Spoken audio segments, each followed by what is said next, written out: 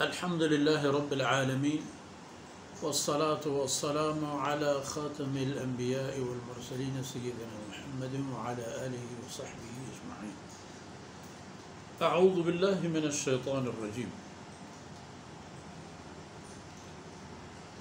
كلا والقمر والليل إذ أدبر والصبح إذا أسفر إنها لإحدى الكبر نظيرا للبشر لمن شاء منكم أن يتقدم أو يتأخر.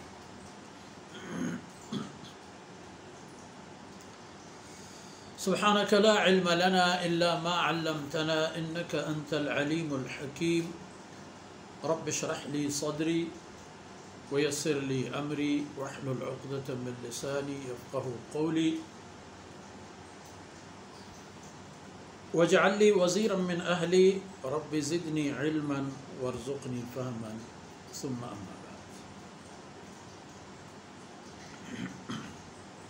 گرامی قدر بھائیوں بہنوں اور پیارے بچوں،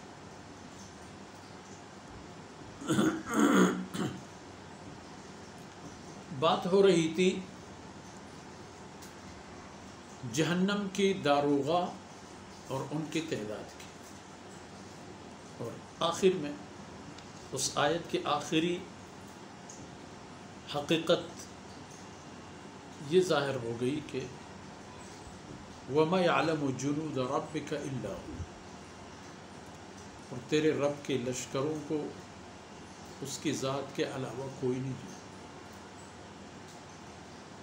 کیا کیا لشکریں ہیں اس کے پاس، اور کبھی کبھار اپنی طاقت کا جب مظاہرہ کر دیتا ہے تو انسان کو اپنی تیاری، طاقت اور حیثیت پر ہنسی کے ساتھ ساتھ نفرت بھی ہوتی ہے. اگر دیکھا جائے کیا تھا میں اور کیا سمجھ رہا تھا اور کیا وقعت ہے. یہ ایک کرونا کو لے لیں، اس میں ابتدائی ایام میں انسانیت پر کیا بھی تھی. پورے دنیا کا پہیہ جام ہو گیا، خلا بند، فضا بند، دریا بند، سمندر بند، زمین بند، زمان بند، پوری کائنات میں ایک مرگ اور موت جیسے سکوت حاکم فرما.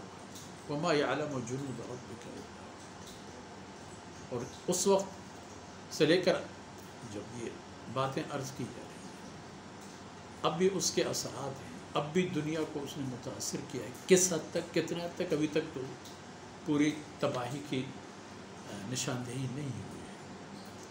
لیکن یہ بات سامنے آ گئی کہ اللہ رب العزت کی لشکر، ان سے لڑنا ناممکن. مضحک خیز انداز اپنایا تھا انسان.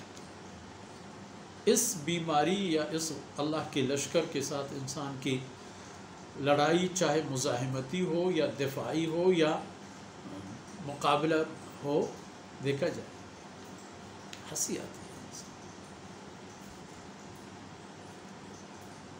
انہا لإحدى الكبر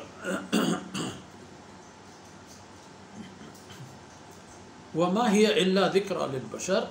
اور یہ جو واقعات بیان کی گئی ہے، جہنم کا جو منظر اور حالات بیان کیے گئے ہیں، یہ در حقیقت نصیحت ہے انسانیت کے لیے.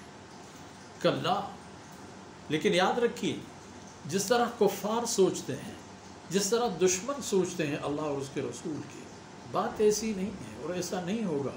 والقمر، قسم ہے چاند کی.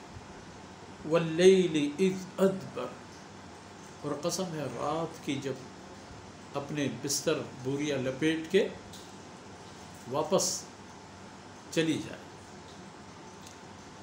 والصبح اذا اسفر، اور قسم ہے صبح کی جب اس کی روشنی افق پر پھیل کر تاریکی کا تعاقب کرتے ہوئے دنیا کو اللہ کی طاقت سے منور کر دے.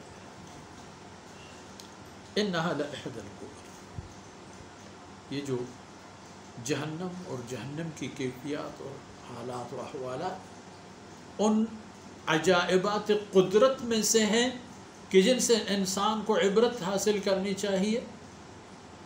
اور انسان کے لیے یہ مواقع فراہم کرتے ہیں. لَإِحْدَى الْكُبَرِ، بہت بڑی بات ہے. اس سے بڑھ کر انسان کس چیز کا منتظر ہے؟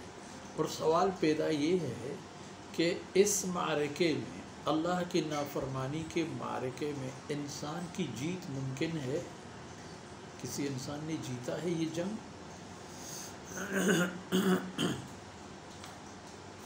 نذیرا للبشر، یہ احوال اور احوال قیامت، قیامتی کیفیات اور معاملات، یہ وارننگ ہیں بشر کے لیے، انسان کے لیے. یہ عبرت آموز مراحل اور مقامات ہیں انسان کے لیے، بشریت کے لیے، کہ وہ دیکھ لے اپنے آمد سے لے کر اپنی رحلت تک، اس درمیان میں اس نے کیا دیکھا ہے، کیا دیکھتا ہے، کیا دیکھ رہا ہے، اس پر کیا گزرا، اس کی ذات، معاشرے، ماحول، سب پر کیا گزرا. یہ سب باتیں وہ تو دیکھ لیتا ہے.